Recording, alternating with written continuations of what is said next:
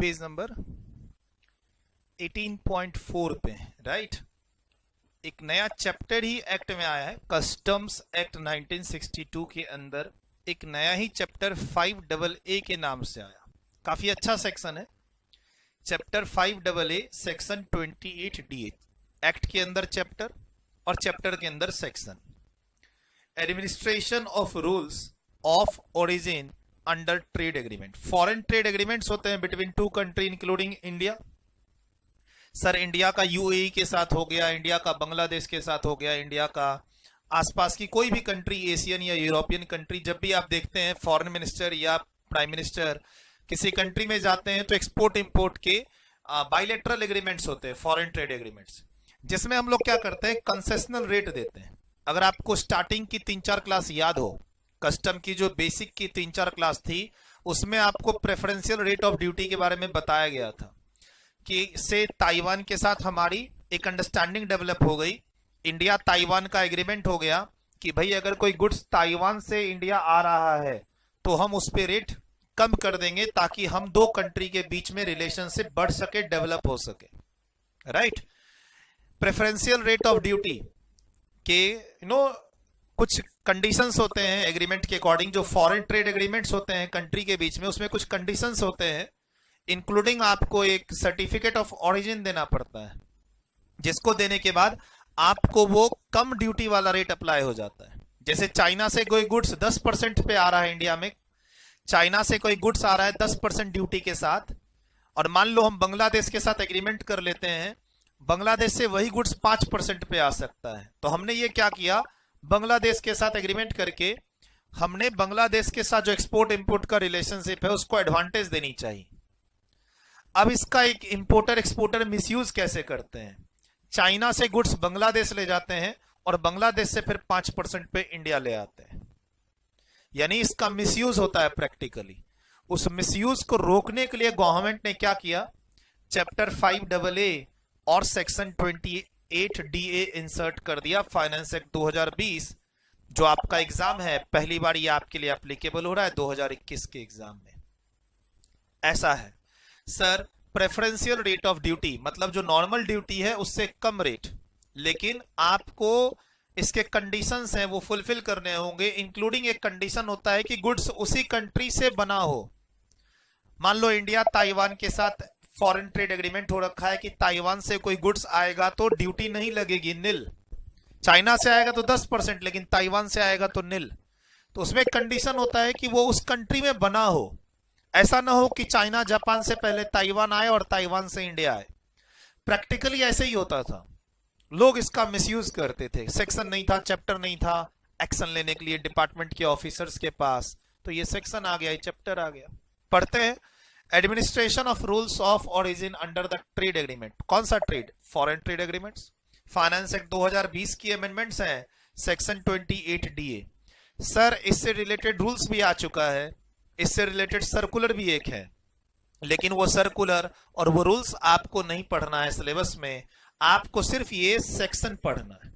इस सेक्शन के सपोर्ट में एक रूल्स भी है और एक सर्कुलर भी है, ठीक, लेकिन वो दोनों आपको नहीं पढ़ना है, आपको आपके सिलेबस में सिर्फ ये सेक्शन 28DA 2 पेज का पढ़ना है। एक बार मैं आपको अपने अमेंडमेंट के नोट्स में ले जाऊं, अगर जो बच्चे के पास अमेंडमेंट के नोट्स हैं दिसंबर 2021 का कस्टम अमेंडमेंट का नोट्स, तो पेज नंबर 21 पे जब आओगे, पेज नंबर 21 पे, तो वही बात यहां लिखी हुई है, section 28DA chapter 5AA, procedure regarding claim of preferential rate of duty. अगर मेन बुक आप देखना चाहते हो तो मेन बुक में, अगर आपके पास 5th एडिशन की मेरी कस्टम बुक है तो उसमें पेज नंबर 18.4 सर, और ये जो मेरी अमेंडमेंट की बुकलेट है उसमें कस्टम का पेज नंबर 21 पे है ये नोट्स, ठीक। मैं आ जाता हूं मेन बुक पे। मेन बुक है हमारे सामने, page number 18.4 section 28DA। Sir इस सेक्शन के कारण कहीं और भी अमेंडमेंट्स हुए हैं, तो आंसर इज यस, कहीं और भी अमेंडमेंट्स हुए हैं। मैं मेन बुक में ही आपको ले जा रहा हूं, थोड़ा सा सर्च करके 28DA हमारी मेन बुक में आएंगे तो ये एक जगह पे इसका रेफरेंस आ रहा है। कौन सी जगह है वो, सर पेज नंबर 15.4 सेक्शन 111 में अमेंडमेंट्स है इसी के कारण। Confiscation of improperly imported goods. अब तुमने गुड्स को इंपोर्ट किया है प्रेफरेंशियल रेट पे, लेकिन तुम उसके कंडीशंस फुलफिल नहीं कर पा रहे हो, तो गुड्स का क्या हो सकता है, कन्फिस्केशन भी हो सकता है। तो उसका रेफरेंस नीचे आ चुका है, प्लीज 5th एडिशन की बुक पेज नंबर 15.4 पे सेक्शन 111A में इसी नए सेक्शन के कारण अमेंडमेंट्स हैं। Confiscation of improperly imported goods section 111 में कोई अमेंडमेंट्स नहीं है, देखो खाली ये लाइन इंसर्ट की गई है, वो भी सेक्शन 28DA के कारण। यहां पे पेज नंबर का रेफरेंस गलत है, यहां 18.4 होगा। देखिए क्या लिखा है, any goods imported on a claim of preferential rate of duty which contravenes the provision of chapter 5A and rules made thereunder. मतलब अगर आपने गुड्स को इंपोर्ट किया है, किस पे, गुड्स को इंपोर्ट करने के बाद क्लेम किया है प्रेफरेंशियल रेट ऑफ ड्यूटी, लेकिन इससे रिलेटेड जो चैप्टर है, जो सेक्शन है, या इसका जो रूल्स है उसको आप फॉलो नहीं कर रहे हो, तो तुम्हारा गुड्स कन्फिस्केट हो सकता है। तो ये सेक्शन 111A की अमेंडमेंट है बिकॉज ऑफ सेक्शन 28DA। अब मेरी अमेंडमेंट के नोट्स में चलते हैं। अमेंडमेंट के नोट्स में भी ये सेक्शन मैंने यहां पर कवर किया हुआ है, पेज नंबर का मार्क कर दे रहा हूं। ये मेरी अमेंडमेंट के नोट्स में कस्टम के पेज नंबर 17, ये अमेंडमेंट की बुकलेट है, पेज नंबर 17 पे सेक्शन 111 में अमेंडमेंट है सर। हाँ है सर। ये मेन बुक में है सर। हाँ है। कस्टम की 5th एडिशन की बुक में पेज नंबर 15.4 पे ये सेक्शन है 111 और इसमें वही अमेंडमेंट्स यहां पर मेंशन है। तो यानी आज इस वाली वीडियो में अगर बच्चे YouTube पे देख रहे हैं तो हमने इस वीडियो में 28DA तो कवर करना ही है अभी डिटेल्ड में, आधा एक घंटा जो भी लगे। सर हमने 111A की अमेंडमेंट भी आपको बता दी। चलिए एक और सेक्शन में चलते हैं, 156 अमेंडमेंट के नोट्स में। ये अमेंडमेंट के नोट्स हैं, इसी में पेज नंबर 13 पे सेक्शन 156, जहां पर सेंट्रल गवर्नमेंट के पास पावर है कि रूल्स बनाने का। सर रेगुलेशन का आपने क्लास में पढ़े, मैं शुरू की 3-4 क्लास में, कस्टम जब शुरू हुआ था तो उसकी स्टार्ट की 3-4 क्लास में आपने मेरे से पढ़ा हुआ है सेक्शन 156, सेक्शन 157, सेक्शन 158 नहीं पढ़ा है वहां। ये दोनों section and difference between rules and regulation आपने मेरे से पढ़ा है कहां, जब स्टार्टिंग की 3 क्लास हुई थी कस्टम की। कस्टम जब शुरू हुआ था, शुरू की 3-4 क्लास में ये आया, स्टार्टिंग की दूसरी क्लास में यहां रखा होगा सोर्स पढ़ते समय। उसके अलावा मैंने ये तीनों सेक्शन अपनी बुक में कहां रखे हुए हैं, असेसमेंट चैप्टर में। असेसमेंट का पार्ट नहीं है, लेकिन अब इन 3 सेक्शन को कहीं तो रखना था, तो मैंने अपनी 5th एडिशन की बुक में इसको असेसमेंट चैप्टर के अंदर रखा हुआ है, तीनों सेक्शन मैं अपनी क्लास में आपको पढ़ाता हूं। सर कस्टम की 5th एडिशन की बुक में असेसमेंट चैप्टर के अंदर हमने ये तीनों सेक्शन कवर किए हैं, 156, 157, 158। ठीक, ये जो बुकलेट आपके सामने है, ये कस्टम की अमेंडमेंट बुकलेट है, पेज नंबर 13 पे सेक्शन 156 में क्या अमेंडमेंट है सर। तो सर ये सेक्शन मेन बुक में देखना है तो कहां जाओ, page number 12.14 custom 5th edition की बुक। इसमें क्या अमेंडमेंट्स हैं सर, बेसिकली 156 सेंट्रल गवर्नमेंट को पावर देता है कि आप वेरियस मैटर्स पे रूल्स बना सकते हो जो कंसिस्टेंट रहे एक्ट के। तो यहां पर वेरियस पावर्स मिले हुए हैं सेंट्रल गवर्नमेंट को रूल्स बनाने के, कुछ तो आपके सिलेबस में भी हैं, कुछ तो आपके सिलेबस में भी है। जैसे इसके अंदर वैल्यूएशन रूल्स होंगे, ये रहा, और वो पूरा आपके सिलेबस में आप वैल्यूएशन चैप्टर के अंदर पढ़ते हो, आप अपने सिलेबस में वैल्यूएशन के अंदर पढ़ते हो। आपने डेफर्ड पेमेंट से रिलेटेड भी रूल्स पढ़ा हुआ है, 15-15 दिन वाला सेट। तो काफी चीजें आप पढ़ते हो। देखिए इसमें अमेंडमेंट्स करके गवर्नमेंट पावर ले रही है कि हम ये जो नया चैप्टर है जो अब पढ़ेंगे, चैप्टर 5AA सेक्शन 28DA, उसके अंदर जो रूल्स की रिक्वायरमेंट है हम वो आपको इशू कर सकते हैं। सिंपल। सर सुना है सेक्शन 156 में अमेंडमेंट है। हाँ है, सेक्शन 156 में सेंट्रल गवर्नमेंट को पावर दिया गया रूल्स बनाने का, और सेंट्रल गवर्नमेंट इस चैप्टर से रिलेटेड भी रूल्स बना सकती है, सेक्शन 28DA से रिलेटेड भी रूल्स बना सकती है। ऑलरेडी रूल्स बना चुकी है, 2020 में आ रखा है रूल्स अगस्त में, लेकिन हमें सिलेबस में नहीं पढ़ना है उसको। कहता है the form, time limit, manner, circumstances, conditions, restrictions and such other matter for carrying out the provision of chapter 5AA। बोला सर ये चैप्टर 5AA पढ़ना है, यही तो अभी पढ़ रहे हैं पेज नंबर 18.4 पे, सेक्शन 28DA। तो सर सेक्शन 28DA के कारण दो और सेक्शन में अमेंडमेंट्स आए, किसमें किसमें, 111A और सेक्शन 156। चलिए सर मेन बुक में, ये मेरी मेन बुक में सेक्शन 156 कहां है? मेरी मेन बुक में एक तो मैंने आपको बोला, मैंने शुरू में ही बता रखा है, कहां, पेज नंबर 1.1 जब कस्टम स्टार्ट हुआ था यहां बता रखा है रूल्स और रेगुलेशन में डिफरेंस। रेगुलेशन बोर्ड्स इशू करती है, रूल्स सेंट्रल गवर्नमेंट इशू करती है, सेक्शन 156, 157 ये सब शुरू में ही बता रखा है। और एक जगह आपके सिलेबस में मैंने बोला कहां, असेसमेंट चैप्टर के अंदर 12.14 पेज पे सेक्शन 156 है रीडिंग पर्पस के लिए। सर रीडिंग पर्पस क्यों? क्योंकि जनरली इसके क्वेश्चन नहीं बनते हैं, अमेंडमेंट्स हैं तो आपको पढ़ना है।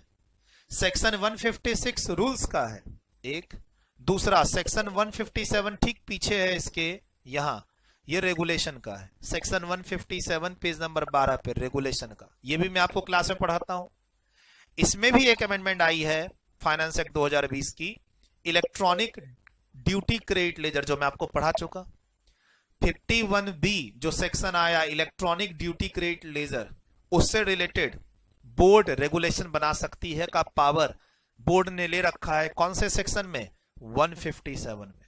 157 क्या देता है, बोर्ड को पावर देता है कि आप नीचे लिखे गए मैटर के रिलेशन में रेगुलेशंस बना सकते हो। ठीक, ये भी आपकी क्लास में डिस्कस होता है।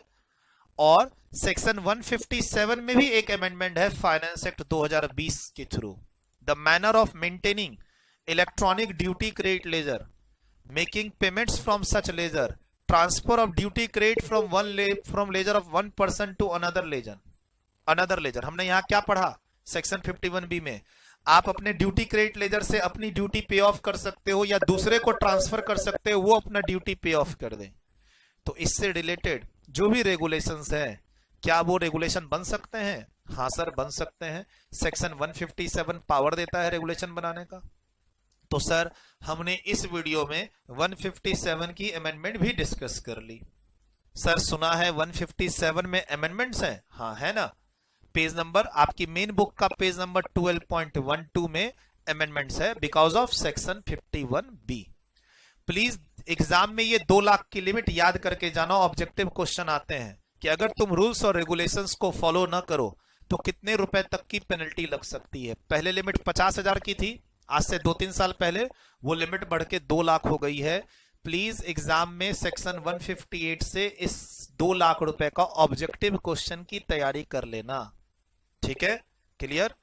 तो सर हमने अभी अभी पिछले 10 मिनट में हमने 156 की अमेंडमेंट भी कर ली, 157 की अमेंडमेंट भी कर ली, ठीक।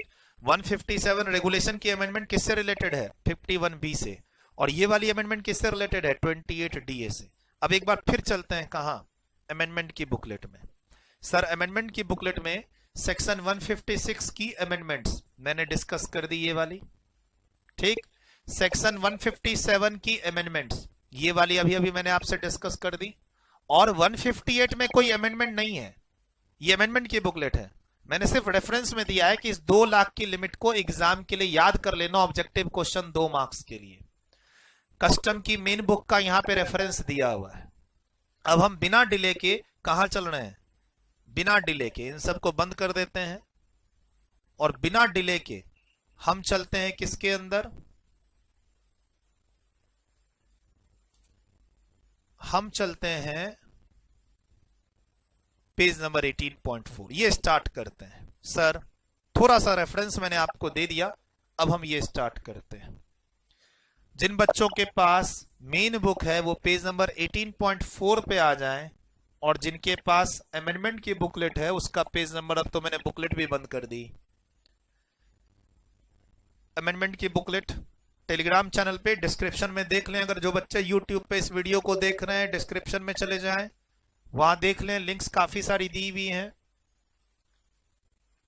और ज्यादा समझ में ना आए तो टीम से बात कर लीजिएगा, टीम से इस नंबर पे बात कर लीजिएगा। अमेंडमेंट की बुकलेट आपको मिल जाएगी, मेन बुक का पीडीएफ भी मिल जाएगा। Page number 18.4।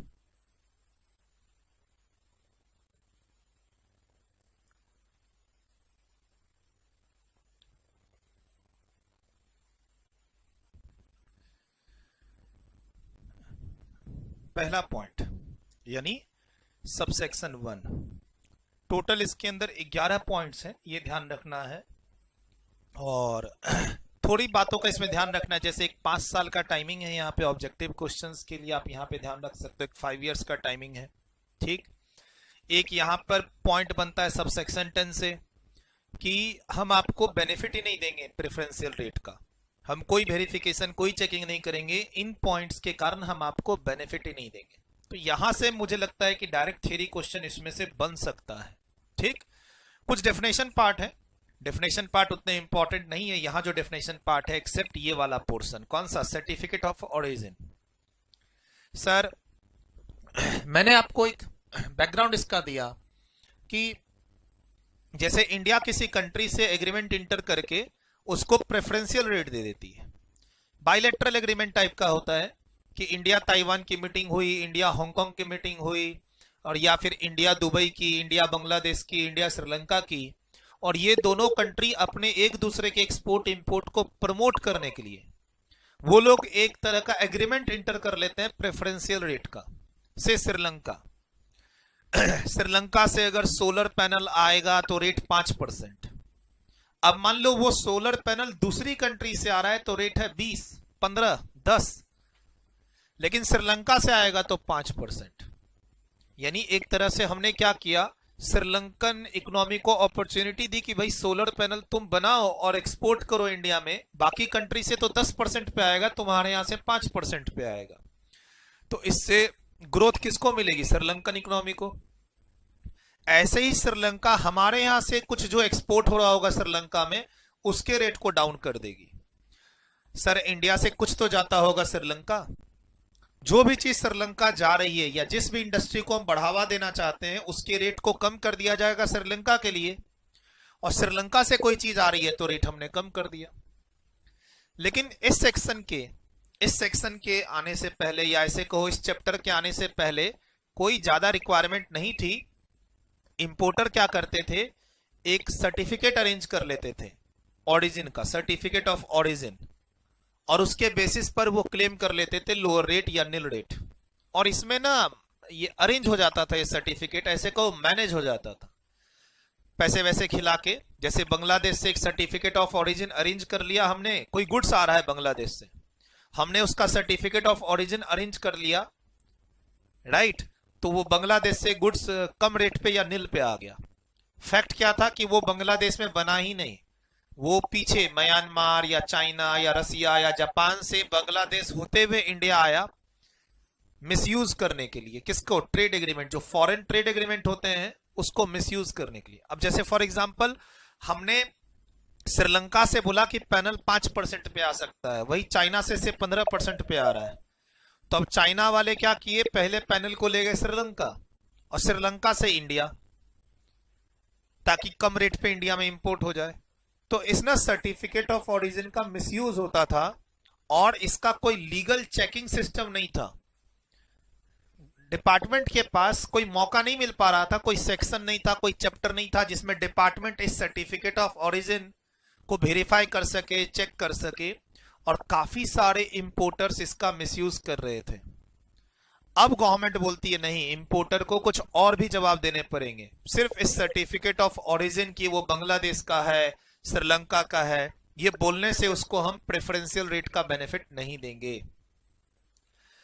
शुरू की क्लासेस में भी आपने ये प्रेफरेंशियल रेट पढ़ा हुआ है। अगर मैं शुरू में जाऊं, मेरे हिसाब से नोट्स में शुरू में ही मैंने आपको प्रेफरेंशियल रेट और स्टैंडर्ड रेट के बारे में बता रखा है, शुरू की 2-3 क्लास। ये रहा पेज नंबर 1.3 पे, rate of duty, 2 preferential rate और स्टैंडर्ड रेट।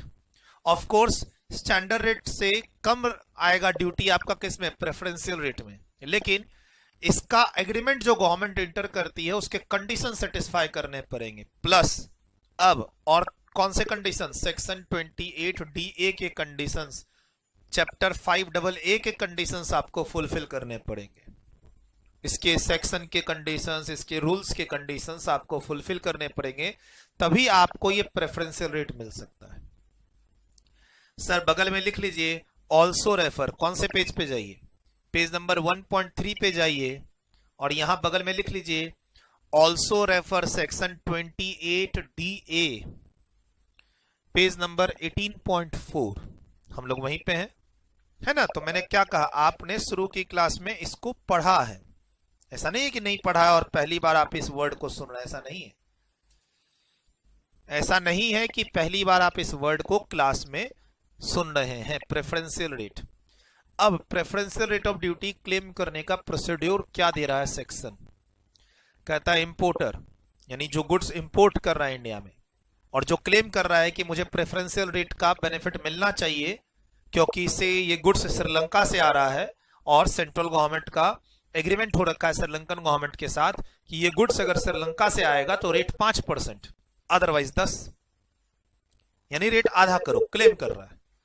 तो भाई प्रूफ कर दो, प्रूफ कर दो कि ये गुड्स श्रीलंका से ही आया है, किसी और कंट्री से नहीं आ रहा श्रीलंका होते हुए। तो सबसे पहले तुम ये डिक्लेरेशन दो अपनी तरफ से। क्या? Makes a declaration that the goods qualify as originating goods for preferential rate of duty. यानी तुम अपनी तरफ से डिक्लेरेशन दो। इंपोर्टर को बोला तुम एक डिक्लेरेशन दो, और कल को ये डिक्लेरेशन गलत हुई तो फिर तुम्हें पेनल्टी भी लगेगी।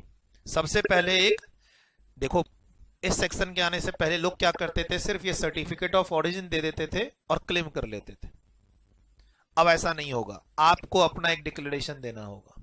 क्या कहता है? An importer making claim for preferential rate of duty in terms of any trade agreement, foreign trade agreement, shall makes a declaration that goods qualify as originating goods, यानी गुड्स उसी कंट्री से आ रहा है, ये एलिजिबल है, originating goods है।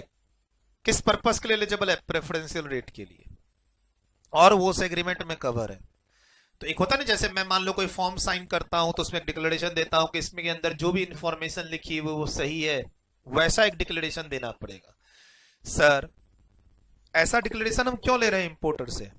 ताकि अगर बाद में कुछ गलत हुआ और ये पता चले कि बाद में इसने कहीं फॉल्सिफिकेशन किया है, प्रेफरेंस रेट ऑफ ड्यूटी का बेनिफिट नहीं मिलना चाहिए था, या फिर ये गुड्स ओरिजिनेट नहीं हुआ है उस कंट्री से, दूसरी कंट्री से आया है बनके, तो हम इस इंपोर्टर को पकड़ सकेंगे, इस पर हम पेनल्टी लगा सकेंगे, है ना?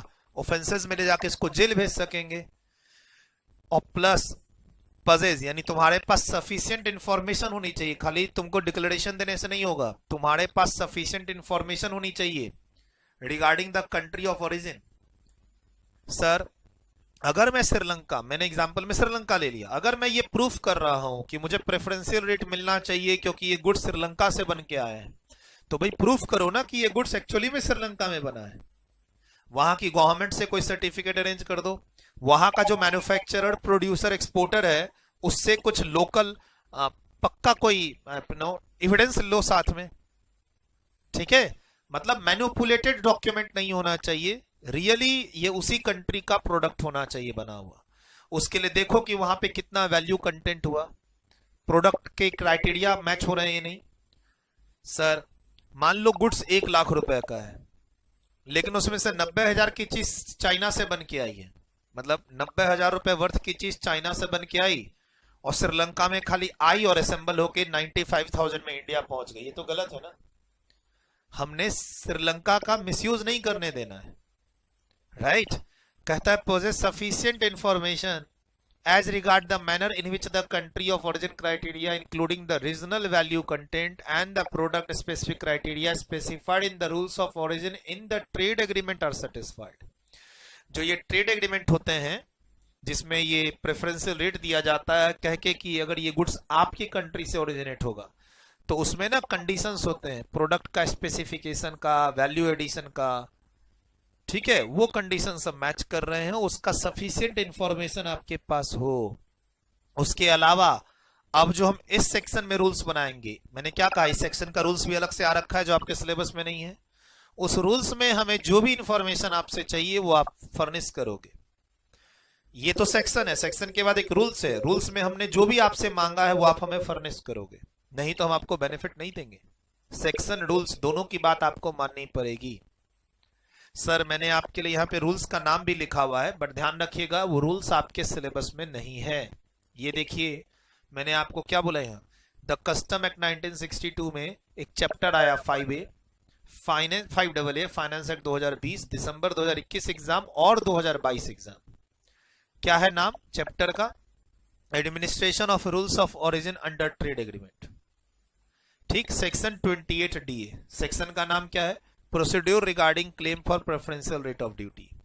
सर इसके कारण आपका चेंजेस कहां आया? 111A में। इसके कारण चेंजेस कहां आया? 156 में, वो भी रेफरेंस मैंने दे दिया। अगर अमेंडमेंट बुकलेट देख रहे हो तो पेज नंबर 21, मेन बुक देख रहे हो तो पेज नंबर 18.4। ठीक, और देखिए रूल्स का नाम भी मैंने लिखा है, बट मैंने क्या बोला? Not in syllabus.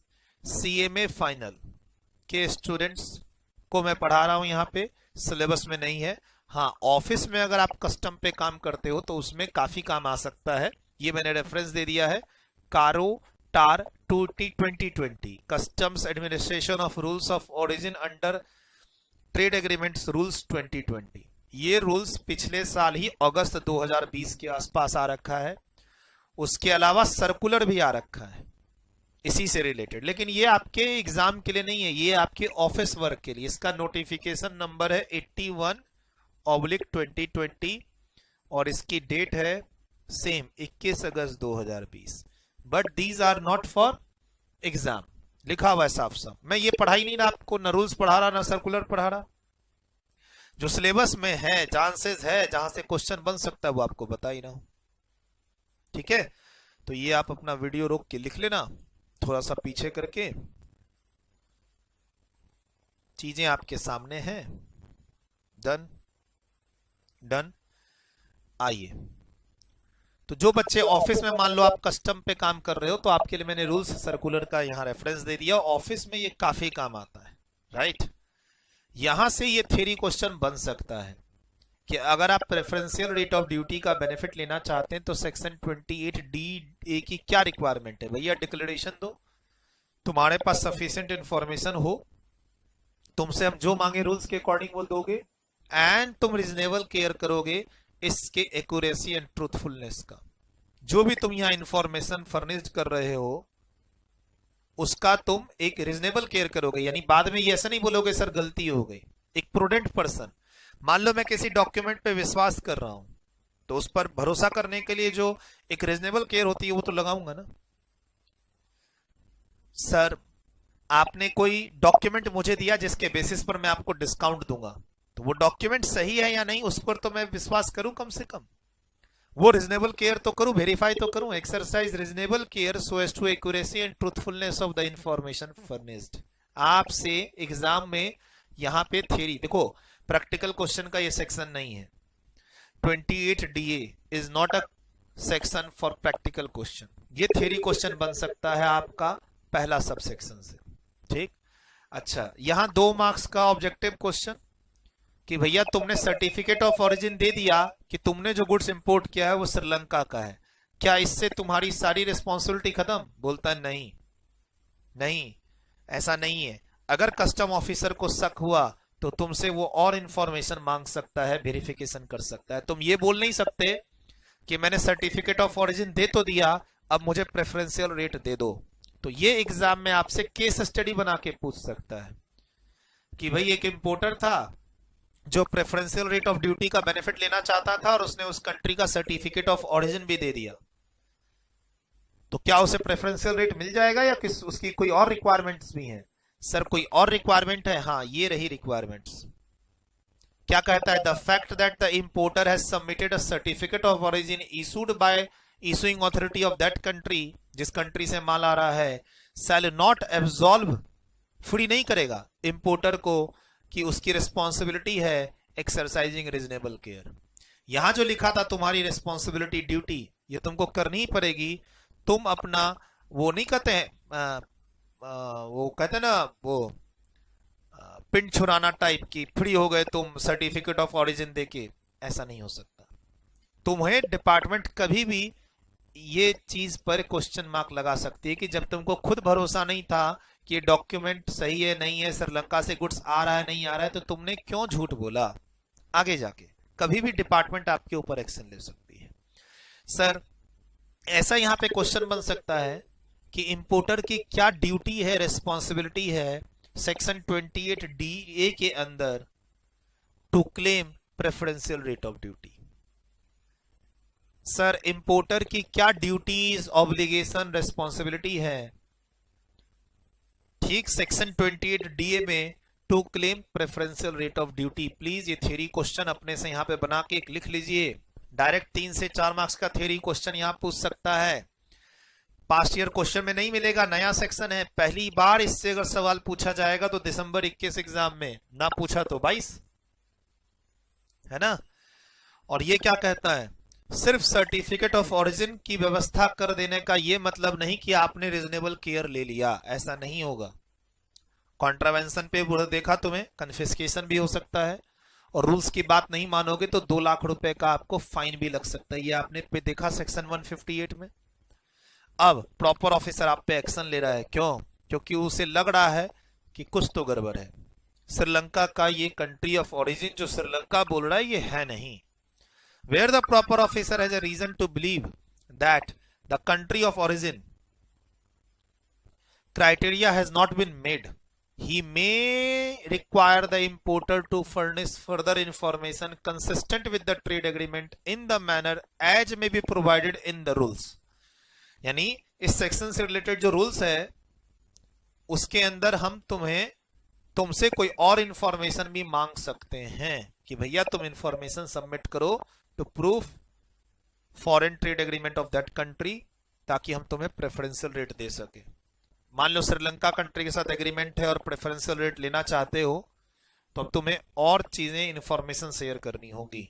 यहां पर तुमने वादा किया था कि तुम्हारे पास सफिशिएंट इंफॉर्मेशन है, तुमने यहां वादा किया था कि तुमसे हम जब भी इंफॉर्मेशन मांगेंगे तुम दोगे, तो अब हम मांग रहे हैं। हमें विश्वास नहीं हो रहा, हमें रीजन टू बिलीव है कि ये कंट्री ऑफ ओरिजिन का क्राइटेरिया जो एज पर फॉरेन एग्रीमेंट है वो मेट नहीं हो रहा है, हमें तुमसे इंफॉर्मेशन चाहिए। अब मांगने के बाद तुम दे नहीं रहे हो। Importer fails to provide the requisite information, तुम दे नहीं पा रहे हो, तो प्रॉपर ऑफिसर तुम्हें फिर एक बार और मौका देगा कि भाई may cause further information, further verification. तुमसे इंफॉर्मेशन मांगा, तुम नहीं दे रहे हो, अब हम वेरीफाई करेंगे चीजों को। Where the importer fails to provide the requisite information for any reason, the proper officer may cause further verification। अब हम वेरिफिकेशन मोड में जाएंगे। पहले इंफॉर्मेशन मांग रहे थे, अब तुम नहीं दे पा रहे हो, तो ऑब्वियस सी बात है प्रॉपर ऑफिसर वेरिफिकेशन मोड में जाएगा। जो भी ट्रेड एग्रीमेंट में तरीका लिखा होगा उस तरीके को फॉलो करते हुए, और तब तक के लिए तुम्हारा रेट सस्पेंड कर दिया जाएगा। मतलब तुम्हें नॉर्मल रेट पर ड्यूटी पे करके गुड्स की क्लियरेंस लो, प्रेफरेंशियल रेट नहीं मिलेगी। हमने तुमसे इंफॉर्मेशन मांगा, तुम दिए नहीं, अब हम कहां चले गए हैं? वेरिफिकेशन मोड में। जब तक वेरिफिकेशन कंप्लीट नहीं हो जाती तब तक तुम्हें प्रेफरेंशियल रेट नहीं मिलेगा। और सुनो, हो सकता है तुमसे हमने इंफॉर्मेशन मांगा और या फिर हमारे पास जो पहले से इंफॉर्मेशन थी, और या फिर तुमने रिलिंग्विश कर दिया, थक हार के तुमने बोला सर मुझे नहीं चाहिए प्रेफरेंशियल रेट। मतलब तुम्हें लग चुका है कि प्रॉपर ऑफिसर ने तुम्हारी गलती पकड़ ली है और तुमने रिलिंग्विश कर दिया, मतलब तुम्हें प्रेफरेंशियल रेट नहीं चाहिए, तो यही केस क्लोज। यहीं पे तुम्हारा प्रिंसिपल कमिश्नर ऑफ कस्टम और कमिश्नर ऑफ कस्टम में for reason to be recorded in writing disallow the claim of preferential rate verification. तुम्हें पता चल चुका है कि अब वेरिफिकेशन करवाने का कोई फायदा नहीं है, क्योंकि आगे तुम्हारा क्लेम गलत ही निकलेगा। तुम्हें ये शायद अंदाजा पहले से था कि तुम्हारा प्रेफरेंशियल रेट का क्लेम गलत है, ये श्रीलंका का गुड्स है ही नहीं, वो तो तुम ऑन पेपर दिखा रहे हो कि श्रीलंका से आ रहा है। और ये जो डॉक्यूमेंट तुमने सबमिट किया ना, सर्टिफिकेट ऑफ ओरिजिन, ये तो पैसे खर्च करने पे श्रीलंका में तुमने बनवा लिए। तुमने श्रीलंका में लोकल वहां के लोगों से मिलके तुमने सर्टिफिकेट ऑफ ओरिजिन ले ली। प्राइवेट प्लेयर्स होते हैं सर, गवर्नमेंट के डिपार्टमेंट से निकले ऐसा जरूरी नहीं है। जिस भी डिपार्टमेंट से ये निकल रहा था तुमने वहां से पैसे वैसे खिला के मैनेज कर लिया। वेरिफिकेशन की बारी आई तो तुमने यहां सरेंडर कर दिया, तो सर केस क्लोज, तुम्हें प्रेफरेंशियल रेट नहीं मिलेगा, वेरिफिकेशन रुक गया। नहीं सर, वेरिफिकेशन चाहते हो आप, ठीक है, और गुड्स को भी रिलीज करवाना चाहते हो। बोला सर गुड्स को तो मत रोको, रिलीज कर दो। तो तुम्हारा हम गुड्स रिलीज कर देंगे। तुम्हारा अभी सस्पेंशन में चला गया प्रेफरेंशियल रेट, तुम्हारा अभी वेरिफिकेशन का मोड स्टार्ट हो चुका है। अब तुम्हारे गुड्स को तुम रिलीज करवाना चाहते हो, तुम इंपोर्ट कर रहे थे, क्लियरेंस लेके अपने गुड्स को यूज करना चाहते हो कि सर देखा जाएगा, अगर आप प्रेफरेंशियल रेट दे देते हो ठीक है, वरना नॉर्मल रेट ले लेना। तो फिलहाल गारंटी दे दो। अब तुमसे यहां पर हम गारंटी लेके तुम्हारे गुड्स को आगे ले जाने दे रहे हैं, क्लियरेंस ले लो। क्या? Where the preferential rate of duty is suspended. Please ये भी 2-3 मार्क्स के लिए ध्यान रख लेना कि अगर तुम्हारा preferential rate of duty suspend हो चुका है क्योंकि डिपार्टमेंट अब वेरिफिकेशन मोड में चली गई है, तो ड्यूरिंग दिस सस्पेंशन क्या होगा, प्रॉपर ऑफिसर में on the request of importer release कर देगा गुड्स को, लेकिन तुमको सिक्योरिटी फर्निश करनी पड़ेगी। कितना? डिफरेंशियल ड्यूटी, नॉर्मल रेट है 10, प्रेफरेंशियल है 5, तो डिफरेंस ड्यूटी का तुम सिक्योरिटी सबमिट कर दो।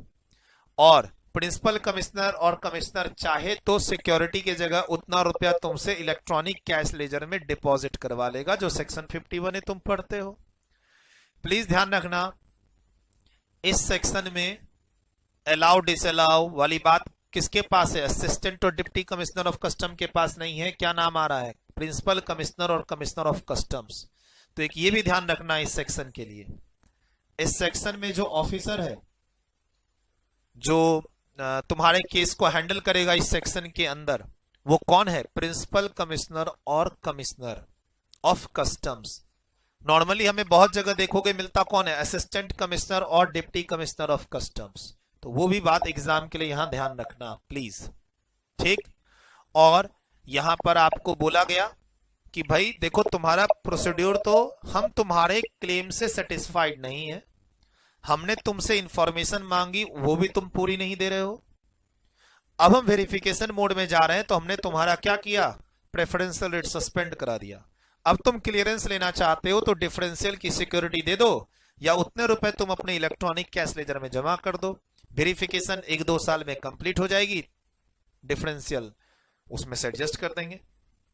एक तरह से गारंटी, सिक्योरिटी, एक तरह से गारंटी हो गई ना कि अगर फ्यूचर में केस तुम्हारे अगेंस्ट में चला गया तो तुमको ड्यूटी तो देनी पड़ेगी, तो सिक्योरिटी से एडजस्ट हो जाएगा, या पैसा इलेक्ट्रॉनिक कैश लेजर में वहां से एडजस्ट हो जाएगा।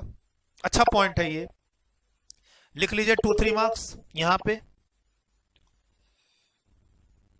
और ये यहां से लेकर यहां तक बहुत इंपॉर्टेंट है, अगर एग्जाम में क्वेश्चन बनता है। और मैंने इसका क्वेश्चन क्या बनाया? ड्यूटी, रिस्पॉन्सिबिलिटी और obligation of the importer under section 28 DA to claim preferential rate of duty. और यहां का क्वेश्चन क्या बनाया? सिर्फ सर्टिफिकेट ऑफ ओरिजिन देने का यह मतलब नहीं कि तुमने रीजनेबल केयर ले लिया। सर मैंने तो रीजनेबल केयर ले लिया क्योंकि मैंने आपको सर्टिफिकेट ऑफ ओरिजिन दे दी। नहीं, सेक्शन 28 DA कहता है कि सिर्फ सर्टिफिकेट ऑफ ओरिजिन देने से ऐसा नहीं होगा, ऐसा नहीं माना जाएगा कि तुमने रीजनेबल केयर लिया, तुम्हें और डॉक्यूमेंट और इंफॉर्मेशन मांगने पर देना चाहिए था। ठीक, ध्यान रखना है इन सब चीजों का। अब टेम्पररी सस्पेंशन के बाद क्या हुआ? Upon temporary suspension of preferential tariff treatment, अब प्रॉपर ऑफिसर उस कंट्री के इशूइंग अथॉरिटी से बात करेगा, श्रीलंका के। Proper officer shall inform the issuing authority, कौन? दूसरी कंट्री जहां से तुमने सर्टिफिकेट ऑफ ओरिजिन व्यवस्था की थी, जिस सर्टिफिकेट ऑफ ओरिजिन श्रीलंका से आया। श्रीलंका में किसी न किसी डिपार्टमेंट से वो सर्टिफिकेट ऑफ ओरिजिन निकला होगा ना, तो अब हम वहां पर ईमेल करेंगे, व्हाटएवर जो भी सिस्टम होगा बात करने का, बात किया जाएगा किससे? Shall inform the issuing authority of reasons for suspension for preferential tariff treatment. Importer की अब बस की बात नहीं है, हो सकता है उधर एक्सपोर्टर ने धोखा किया हो। सर इंपोर्टर बेचारा अपने जगह सही था, हो सकता है वहां का जो एक्सपोर्टर था ना श्रीलंका का, उसने धोखा दिया हो। मुझे कैसे पता चलेगा? मैंने श्रीलंका से गुड्स इंपोर्ट किया और पता चला चाइना से करूंगा तो 10, श्रीलंका से आ रहा है 5 पे रेट पे, तो मैंने 5 पे श्रीलंका से ले लिया। सर मुझे नहीं पता मैं तो गुड्स इंपोर्ट किया है और ये मेरे पास सर्टिफिकेट ऑफ ओरिजिन है और मेरे पास जो डॉक्यूमेंट है वो तो यही कहते हैं कि ये गुड्स श्रीलंका का बना हुआ आया है, लेकिन डिपार्टमेंट को शक है। तो डिपार्टमेंट अब उस कंट्री के इशूइंग अथॉरिटी से कांटेक्ट करेगी, उसको रीजंस बताएगी सस्पेंशन का और उससे स्पेसिफिक इंफॉर्मेशन लेगी ताकि ये प्रूफ किया जा सके कि ये गुड्स उसी कंट्री के ओरिजिनेट है। अच्छा, ये सब जो हम मांगेंगे तो इस मांगने में वो रूल्स जो इस सेक्शन का है वो फॉलो करना होगा, इस सेक्शन को फॉलो करना होगा, प्लस जो ये फॉरेन ट्रेड एग्रीमेंट में कंडीशंस होते हैं उसके दायरे में ही रह के बात करनी होगी, क्योंकि ये दूसरी कंट्री के लोग इन्वॉल्व हो गए ना। तो दूसरी कंट्री के लोगों से आप कुछ मांगोगे वो तो देगा नहीं, तो क्यों देगा? तो क्योंकि हम बोलेंगे कि भाई आपकी कंट्री के साथ हमारा क्या हो रखा है, ट्रेड एग्रीमेंट, उसके इस पॉइंट के अंदर हम आपसे डॉक्यूमेंट और इंफॉर्मेशन मांग रहे हैं, दे दो ताकि हम इसे इंडिया में इंपोर्टर को प्रेफरेंशियल रेट का बेनिफिट दे सके। अब हमारे मांगने पर वहां की जो अथॉरिटी है या वहां का एक्सपोर्टर और प्रोड्यूसर हमें वो स्पेसिफिक इंफॉर्मेशन फर्निश करेगा within some time guidelines, और वो सब सही निकला, प्रॉपर ऑफिसर अगर उस जानकारी से सेटिस्फाई हो गया तो प्रेफरेंशियल रेट रिस्टोर यानी ट्रीटमेंट मिल जाएगा। अब कहता है कि वो वहां की कंट्री की इशूइंग अथॉरिटी एक्सपोर्टर प्रोड्यूसर अगर फर्निश नहीं करता information with in the time और या फिर सेटिस्फैक्टरी नहीं है तो प्रॉपर ऑफिसर फिर क्या कर सकता है, डिसअलाउ कर सकता है प्रेफरेंशियल रेट ट्रीटमेंट को और ऑर्डर राइटिंग में पास करेगा। प्लीज यहां ध्यान रखिएगा, यहां भी राइटिंग में ऑर्डर था, यहां भी for reasons to be recorded in writing, लेकिन यहां ऑर्डर एक तरह से डिसअलाउ कौन कर रहा था, प्रिंसिपल कमिश्नर और कमिश्नर, ठीक, यहां पे प्रॉपर ऑफिसर। लेकिन यहां एक मौका और है, अगर प्रॉपर ऑफिसर को लगता है कि इंफॉर्मेशन आई है, कुछ आई है कुछ नहीं आई है, तो फिर दोबारा प्रॉपर ऑफिसर क्या कर सकता है, वहां की कंट्री के इशूइंग अथॉरिटी से स्पेसिफिक होके ये बोल सकता है, सर आपसे हमने मांगा था ए बी एंड सी, तीन चीज, आपने ए की जानकारी तो भेज दी, बी और सी की जानकारी नहीं भेजी है, तो इसको भी भेज दो। यानी यहां एक मौका और दिया गया है कि तुम्हें लगता है कि आधी अधूरी जानकारी आई है उस कंट्री से तो और मांग लो। अच्छा, जानकारी आ ही नहीं पाई तब तो सीधा डिसअलाउ करो, प्रेफरेंशियल रेट मत दो। सर ये सारी बातें जो भी मैं ये रिक्वेस्ट कर रहा हूं वेरिफिकेशन के लिए, ये 5 साल के अंदर होना चाहिए। यानी यहां का जो ये 5 साल का टाइमिंग किसके लिए, इंडिया वाले ऑफिसर पे। इंपोर्टर ने प्रेफरेंशियल रेट क्लेम किया, 5 साल का टाइम है वेरिफिकेशन वगैरह का। क्या कहता है, unless otherwise given in the trade agreement any request for verification shall be sent within a period of 5 years from the date of claim of preferential rate of duty by importer. ये sent वाली बात किसको Saint, उस country के prescribed authority, उस country का जो issuing authority है वहां पर रिक्वेस्ट वेरिफिकेशन की 5 साल के अंदर अंदर चली जानी चाहिए। ये वेरिफिकेशन यहां से स्टार्ट हुआ है, ध्यान रखना, ये cause further verification. Verification mode में प्रॉपर ऑफिसर क्यों आया, क्योंकि हमने जो तुमसे इंफॉर्मेशन मांगी थी वो प्रॉपर नहीं है, फेल्ड कर गए तुम प्रोवाइड करने में। तो जब हमें शक हुआ कि ये सर्टिफिकेट ऑफ ओरिजिन का क्राइटेरिया, कंट्री ऑफ ओरिजिन का क्राइटेरिया मैट नहीं हो रहा है, तो हमने तुमसे इंफॉर्मेशन मांगी और वो इंफॉर्मेशन तुम नहीं दे पा रहे हो, सफिशिएंट नहीं है, तो अब हम कहां चले गए, फर्दर वेरिफिकेशन में। As per the trade agreement हम उस कंट्री के इशूइंग अथॉरिटी से बात करेंगे। हो सकता है तुम यहां सरेंडर कर जाओ, हो सकता है कि तुम्हारा इंफॉर्मेशन जो है वो फर्निश करने के बाद लग गया कि ये है ही नहीं इस कंट्री का, श्रीलंका का, अब आगे वेरिफिकेशन करने का कोई फायदा नहीं है, तो यहीं पे मैटर खत्म हो सकता है, ठीक। और वेरिफिकेशन चल रहा है तो तुम्हारा प्रेफरेंशियल रेट सस्पेंड कर दिया जाएगा। एक बार जो वेरिफिकेशन का रिजल्ट आया तो फाइनली क्या होगा, डिसअलाउ। वेरिफिकेशन की जो रिक्वेस्ट जाएगी वो 5 साल के अंदर जानी चाहिए, कहां से, from the date of claim of preferential rate by the importer. ये 5 साल की टाइमिंग ऑब्जेक्टिव क्वेश्चन के लिए ध्यान रखना। अब ये एक पॉइंट जो मैंने बोला डायरेक्ट एग्जाम के लिए क्वेश्चन आ सकता है कि किस सिचुएशन में तुमको प्रेफरेंशियल रेट मिलेगा ही नहीं, मतलब तुमने अभी पीछे पढ़ा कि मैं तुमसे इंफॉर्मेशन मांगूंगा, फिर मैं दूसरी कंट्री के इशूइंग अथॉरिटी से डेटा वेरीफाई करवाऊंगा, ये सब कुछ भी करवाने की जरूरत नहीं है, तुमको प्रेफरेंशियल रेट मिलेगा ही नहीं। वेरिफिकेशन करने की जरूरत नहीं, तुमसे इंफॉर्मेशन मांगने की जरूरत नहीं। कब? जब गवर्नमेंट ने उस आइटम को नोटिफाई कर रखा है कि इस पे प्रेफरेंशियल रेट मिल ही नहीं सकता, भले श्रीलंका से ही क्यों ना है। टैरिफ आइटम ऐसा था जिसके बारे में मान लो हमने श्रीलंकन गवर्नमेंट के साथ एग्रीमेंट इंटर कर रखा है लोअर रेट का, लेकिन हमने बोला कि इन 5 आइटम पे कभी भी नहीं मिलेगा लोअर रेट, तो नहीं मिलेगा फिर। और या फिर सर्टिफिकेट ऑफ ओरिजिन जो तुम सबमिट किए थे शुरू में, उस पे कंप्लीट डिस्क्रिप्शन गुड्स का लिखा हुआ नहीं है, या फिर सर्टिफिकेट ओरिजिन में काटकुट किया हुआ है और वो प्रॉपर ऑथेंटिकेटेड नहीं है। वो कहते हैं ना मैनिपुलेशन होना, कोई ओवरराइटिंग हो जाना, वो सब किया हुआ है सर्टिफिकेट ऑफ ओरिजिन पे, लेकिन वो प्रॉपरली ऑथेंटिकेटेड नहीं है। जैसे मान लो मैं कोई लेटर दूं और उसमें ओवरराइटिंग करूं तो वहां साइन स्टैंप होना चाहिए, वो सब नहीं है। और या फिर सर्टिफिकेट ऑफ ओरिजिन तुम एक टाइम लिमिट के बाद सबमिट किए हो। हमने कहा था कि गुड्स इंपोर्ट करने के बाद से 2 साल के अंदर तुम सर्टिफिकेट ऑफ ओरिजिन दे दो, तुमने दिया 3 साल के अंदर। तुमने वो टाइम लिमिट, तुमने जो सर्टिफिकेट ऑफ ओरिजिन है वो तुमने एक टाइम लिमिट एक्सपायर होने के बाद सबमिट किया। सर अगर तुमने सर्टिफिकेट ऑफ ओरिजिन सबमिट करने की टाइम लिमिट एक्सपायर हो चुकी है, सबमिट नहीं किए हो, ऑल्टरेशन था लेकिन वो ऑथेंटिक नहीं था, कंप्लीट डिस्क्रिप्शन नहीं था, या गवर्नमेंट ने टैरिफ आइटम मेंशन कर रखा था नोटिफिकेशन में कि हम इस पे प्रेफरेंशियल रेट देंगे ही नहीं। फिर से श्रीलंका इंडिया का एग्रीमेंट हो रखा है कि आपके यहां से ये आइटम आएगा तो 5%, लेकिन ये आइटम उसके अंदर आएंगे तो उस पर 5% नहीं, नॉर्मल रेट लगेगा। होते हैं ना कुछ कुछ वो नेगेटिव लिस्ट वाले आइटम, वो वाले आइटम थे, नहीं मिलेगा। तो ये थ्योरी का क्वेश्चन ध्यान रखना। सेक्शन 28 डीए क्या कहता है कि डिपार्टमेंट वेरिफिकेशन मोड में जा सकता है, जब तक वेरिफिकेशन कंप्लीट नहीं होगी सस्पेंड कर दिया जाएगा आपका प्रेफरेंशियल रेट।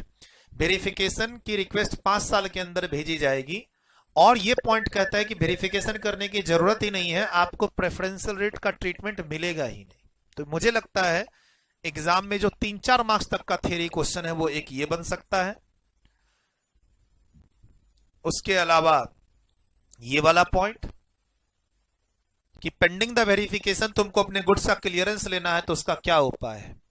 ठीक, सिक्योरिटी सबमिट कर दो या उतना रुपया तुम्हें इलेक्ट्रॉनिक कैश लेजर में जमा करने के लिए बोल सकता है कौन, प्रिंसिपल कमिश्नर। और ये है what is the duty obligation responsibility of the importer claiming preferential rate of duty under section 28 DA.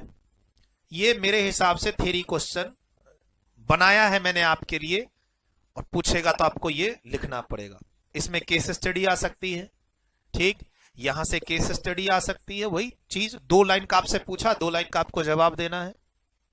और ये तो है ही आपका कि सर वेरिफिकेशन करने की जरूरत ही नहीं है, आपको हम प्रेफरेंशियल रेट देंगे ही नहीं।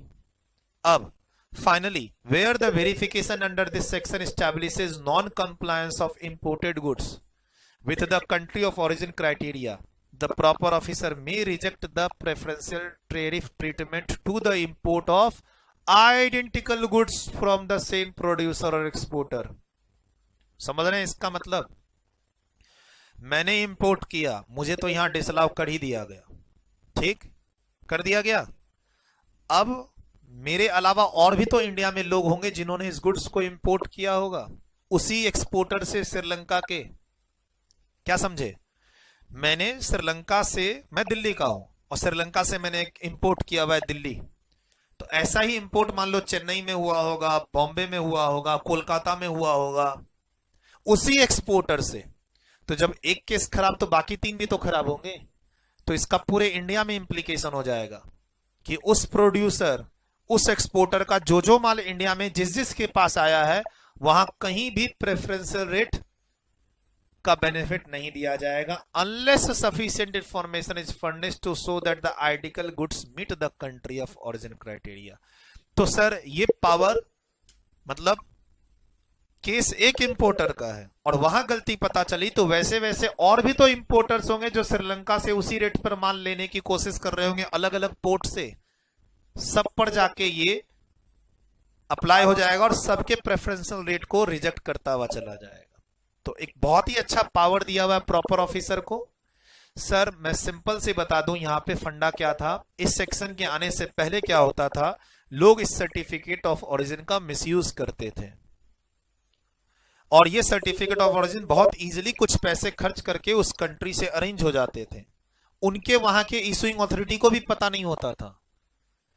ठीक, मतलब वहां का स्टाम्प पेपर बनवा लिया, स्टाम्प बनवा लिया, लेटर हेड बनवा लिया, खुद से साइन करके अरेंज कर दिया। क्या होता था, इंडियन अथॉरिटी के पास उस डॉक्यूमेंट को वेरीफाई करने का कोई चैनल नहीं था। तो ये सेक्शन एक चैनल देता है कि आप दूसरी कंट्री के इशूइंग अथॉरिटी से बात करो और वेरीफाई कर लो कि इंडिया में जो ये डॉक्यूमेंट सबमिट हुआ है, ये डॉक्यूमेंट्स एक्चुअली में ओरिजिनल है या नहीं है, और इस डॉक्यूमेंट्स यानी सर्टिफिकेट ऑफ ओरिजिन में क्या लिखा हुआ है कि ये गुड श्रीलंका में बना है। तो वहां की अथॉरिटी अब कंफर्म कर देगी कि ये गुड श्रीलंका में ही बना है या पीछे चाइना, ऑस्ट्रेलिया और या फिर साउथ अफ्रीका से आया है।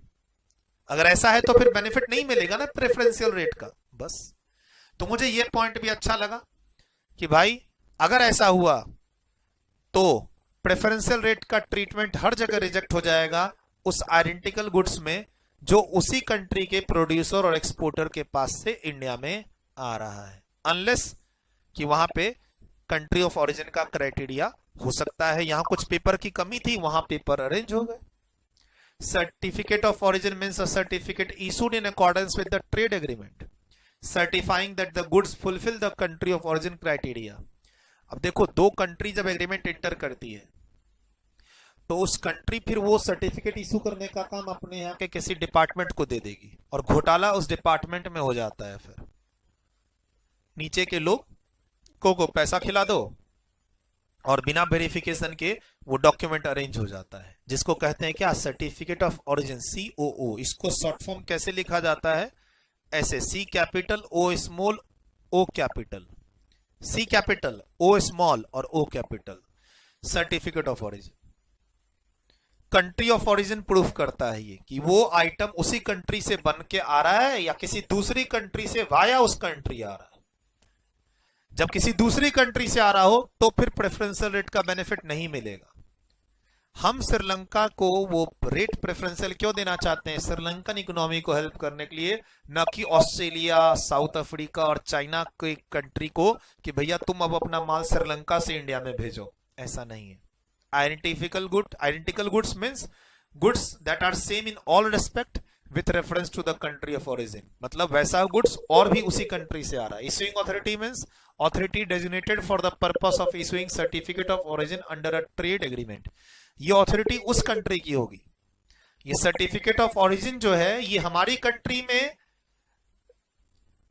कंट्री में सबमिट किया जाएगा। इसको, ये सर्टिफिकेट बना कहां पे है, दूसरी कंट्री से बन के आया है। उस जिस कंट्री से हम गुड्स को इंपोर्ट कर रहे हैं उस कंट्री से ये आया है। ठीक, ये अथॉरिटी उसी कंट्री की है। इशूइंग अथॉरिटी यहां आ रहा था ना, ये मैंने बोला था ना, ये कौन सी कंट्री की अथॉरिटी है, जिस कंट्री से माल आ रहा है। हमारे एग्जांपल में कौन, श्रीलंका। हमारे एग्जांपल में कौन, श्रीलंका। ठीक, trade agreement means trade agreement between the government of India and the government of that foreign country.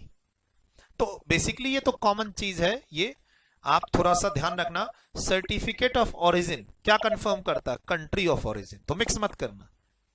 Certificate of origin क्या कंफर्म करता है, कंट्री ऑफ ओरिजिन। और कंट्री ऑफ ओरिजिन वही होना चाहिए जिसके साथ हमने ये ट्रेड एग्रीमेंट इंटर किया है, तभी आपको क्या मिलेगा, प्रेफरेंशियल रेट ऑफ ड्यूटी का बेनिफिट मिलेगा। ठीक, और वो बेनिफिट के वेरिफिकेशन करने की जरूरत ही नहीं है यहां। और अगर इंपोर्टर खुद अपनी तरफ से मना कर दे, जब यहां पर इंपोर्टर को हमने क्वेश्चन किया नोटिस भेज के कि भैया तुम अब ये सब इंफॉर्मेशन ले आओ, हमें तुम्हारे सर्टिफिकेट ऑफ ओरिजिन पे शक है, तो उसी समय हो सकता है वो सरेंडर कर दे कि सर मैं इसमें नहीं जाना चाहता, ऐसा करो आप मेरे गुड्स को क्लियर कर दो, जो नॉर्मल रेट है ले लो, मैं प्रेफरेंशियल रेट। मतलब एक कोशिश की गई थी, इंपोर्टर से एक कोशिश की गई थी झूठ मूठ की कि कहीं 10 की जगह 5 पर माल आ जाए तो इंडिया सस्ते में माल आ जाएगा।